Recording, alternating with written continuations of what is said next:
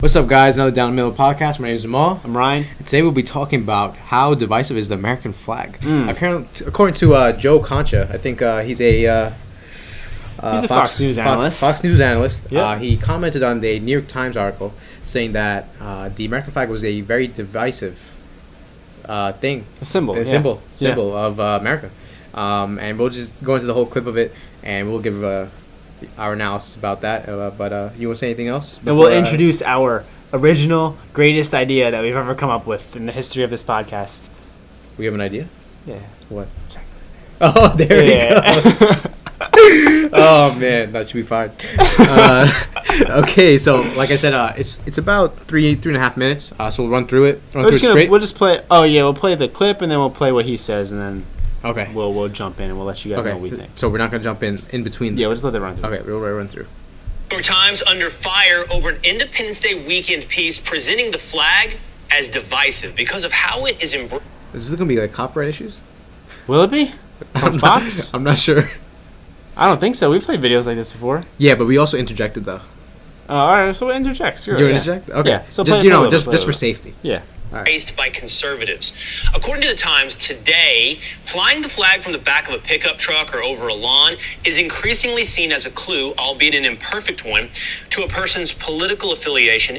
So we start there with this idea. Now, what we're going to push forward, and we're going to start our series on, is called the checklist mentality. So this is me and Nomal's original idea about how today you have abstract political and social ideas that are associated to a person on either side of the political spectrum based on their overarching political belief. So basically, if you're a conservative, then you like pickup trucks. If you're a liberal, then you're a vegan. These things that don't actually have anything to do with the political idea that you're adherent to, but now today, because we're so radicalized, they're kind of pushed to one side or the other, which is a crazy idea, but it's what we find ourselves in. Now, we start with the beginning of this. In the first couple lines, a pickup truck or over a lawn. So let's talk about pickup trucks and over the lawn. So why that would be considered conservative? Because pickup trucks are a symbol of conservatism now. If you drive a pickup truck, you're a redneck, no? Yeah. And over a lawn, well, who has lawn? People who own a house. Who owns house? White people. You know, in the projects, you don't have a lawn.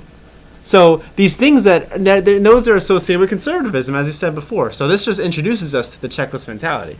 Yeah, and it just generalizes people into a certain category. So as long as you know their political affiliation, apparently you know every single thing about them. And like, for example, like goes back to lawn and projects, like that's all saying like, oh, white people aren't in projects. You know, exactly. It doesn't make any sense. And a lot of people have their own stories and unique things that they go through, but the part of this that's really detrimental to society is that you're already assuming how a person is and what they believe in and who they are without even getting to know them. Oh. And then on top of that, there's no need for argument or discourse. Mm-hmm. Because now you know the person, now you need to talk to them, and now I'm going to believe what I want to believe without talking to you about it. Exactly, and it's just worthy to note, but I should have said this before I said that white people are the conservatives and minorities are the liberals. Yeah. So that's just something that's part of the checklist mentality. Checklist mentality is wrong on its face. Everything about it is wrong, but it exists. Right. So here we start. Today, flying the flag from the back of a pickup truck or over a lawn is increasingly seen as a clue, albeit an imperfect one, of one's political affiliation. No, it isn't. Flying the American flag does not mean anything about your political affiliation. Like, it doesn't. You can fly the American flag and be proud of the American flag on either side. But today, well, it actually, now they're pushing the point, well, it does, because you drive a pickup truck, you fly the American flag, you have a lawn, so you're a white supremacist. And the thing with that is it turns into a cycle. Because now when you make statements like now, flying the American flag is a right-winged, thing to do, now, even though someone on the left is fine with flying the American flag, they don't want to do that in fear of being represented as a Republican or being or something they're not. So for example, the left side disagrees with the whole checklist mentality on the right side. So there's almost like a fear of, for example, if I do fly this flag and people think I'm a Republican, then they also think I support this, and that. So there's a cycle because now. You're not allowing people to even fly the flag because they're in fear of being associated with the other side. Yeah, I mean, it's scary stuff. We'll go forth? Yeah. So, and then we get to the next point of that. And this is the New York Times writing this article about how the 4th of July symbol of unity may no longer unite. In a deeply divided nation. What was once a unifying symbol, there is a star on it for each state, after all, is now alienating some. Here to react. So all this is saying is that America is divided, and now the American flag used to be our unifying factor, but now it is alienating some people. And now what we want to talk about is really the Fox News response to this. So I'll let it play. Yeah. Okay. Fox News contributor and the Hill media opinion columnist, Joe Koncha. Joe, happy 4th of July. Always great to have you. You know, I think you and I could sit here and spend some time criticizing the New York Times, but I think this is the more important question. Is the New York Times accurately reporting on a mindset out there in the United States of America that some people now see the United States of America's flag, perhaps its anthem as well, as divisive? Great question, Will. No, they're basically reflecting a mindset that goes on in their newsroom, which is the woke mob. So I'm going to end it there. Now, this is the idea, and this contradicts our idea that we just put out there. That he's saying that, no, the only people who believe the American flag is divisive is the people in the woke media mob's newsroom. And that's not true. So a large amount of people in America see this flag as divisive. They don't support what it stands for, and they feel divided because of the idea that this is a symbol of conservatism today. Anyone who is adhering to the checklist mentality subconsciously, it's kind of like a critical race type of idea, a critical theory, where it infests in your mind subconsciously and then it affects your actions consciously. Anyone who believes that sees this as a symbol of conservatism, and they are divided by it. Yeah, and Joe Koncha is like, he's almost not even acknowledging the other side, where he flat out said, no, they're just reporting on a mob mentality, and that's just like hot for the newsrooms to talk about. But that's also just denying the fact that some people also don't support the flag at this certain moment. We're not saying we support that ideology, it's just that there are people that exist like that, and it just shouldn't be. I mean, in my opinion, the flag represents something else, but to someone else, it's like saying I see a different view in the same tower, Yeah. So I view a flag a different way than somebody else, but that's also denying the fact. Well, Joe Concha's, saying, that whole ideology doesn't even exist in the first place. And the thing is, I completely disagree with the ideology that the New York Times is putting out. This flag has liberated more people than any flag in the entire world. It creates a better opportunity for a larger amount of people, to have a more diversified amount of people than anywhere in the entire world.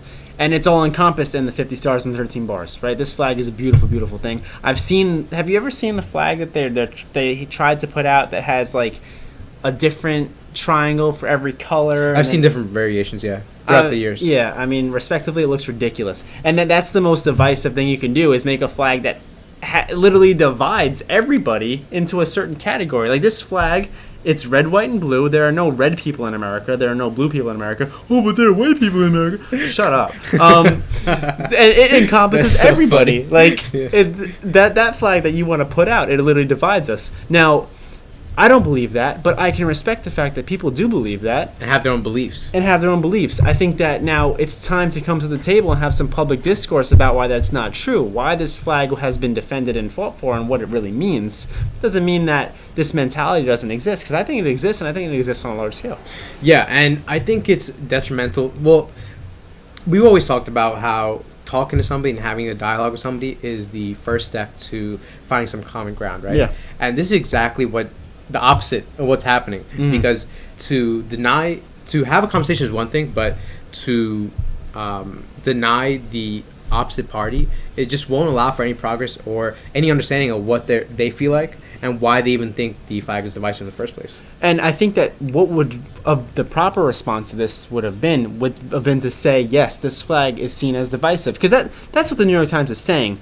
This symbol of unity is seen as divisive to some. The New York Times isn't even saying, I don't like the New York Times because they're left-leaning, and they have good articles sometimes. They've called out Biden on some stuff, which I've respected a lot. But what they're saying is it's seen as divisive to some, which is a completely true statement. It is seen as divisive to some. They're not even saying it has become a divisive, because then they would just straight out be saying checklist mentality is true. And that's what we want to push home with this video as we start this series about the checklist mentality, that what would have been productive to do with this Fox News response would have say that the flag is seen as divisive to some, it's not justifiable, let me tell you why. And let me tell you why just because you like the American flag does not mean that you are a black people hating white supremacist who only eats meat.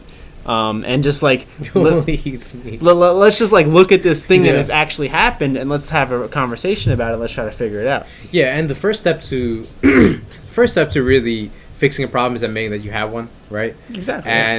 And that's it's I don't know what Joe Concha is doing. I don't know because I guess I get it. They're on a right wing news outlet and they're just trying to deny what the left side is thinking, which makes sense on the news outlet. But like I said, news have their own agendas and biases. And like I said, like the New York Times also has their. It's not that they're left leaning. That's not the reason I don't like them. Is that they have their own bias. Same thing with Fox, right? But yeah, I mean this is a step backwards if anything, and this is not addressing the real issue at hand. And the real way to really make progress in a nation where people don't believe the flag is unifying is addressing it first. Yeah. And the first step to solving a problem is acknowledging it, unless you're Kamala Harris. Then the first step to solving a problem is laughing and going way back to when the problem may have started, and then coming back And around towing the wrong border. after the problem has destroyed America. Yep. Then you solve the problem. There you go. But As long as you laugh, you'll be cackle fine. even. So yeah, I mean, we'll get into the series as time goes on. It's gonna be a fun series. Yeah, it's going to be fun. We're just going to explain basically what our theory is, this whole checklist mentality. We're saying it first. No one has put that out before us, so it's ours. Trademark TM. Trademark.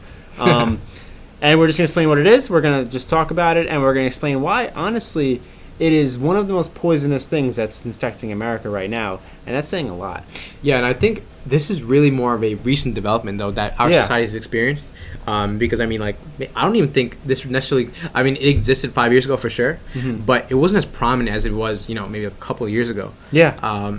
But, yeah, I think it's one of the most detrimental things to society currently. I think that... I mean, in Biden's word, that's the biggest threat to America. That's good. That's good. Well, I actually got one out of you. It needs to be a little raspier. But the biggest threats to America. yeah, I think that's really the biggest threat to America. And then on top of that, it's also made worse through social media. Yeah, and it destroys democracy. Absolutely. Simply put. Yeah. Because you will not hear the argument of anyone else if you already know everything that you believe in and you can't go back on it. Yeah. But yeah, we'll get into it. We don't want to talk too much about it now, so we don't spoil what we have in store. So I think we're done for the day. Yep. All good? Yep. All right. So we will catch you guys later, all right? So, Peace out.